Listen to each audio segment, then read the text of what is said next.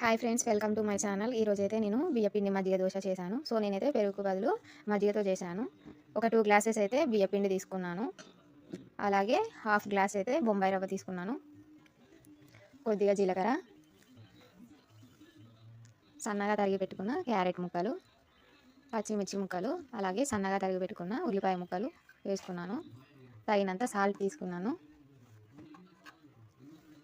నేనైతే ఒక 2 గ్లాసెస్ అయితే మజ్జిగ తీసుకున్నాను. సో నేనైతే వాటర్ పోసుకోకుండా డైరెక్ట్ మజ్జిగతోనే దోశ పిండిని అయితే ఇలా పూర్తిగా కలుపుకున్నాను. ఆ మజ్జిగలో వెన్న ఉండడం వల్ల దోశలు కూడా చాలా టేస్టీగా వచ్చినాయి.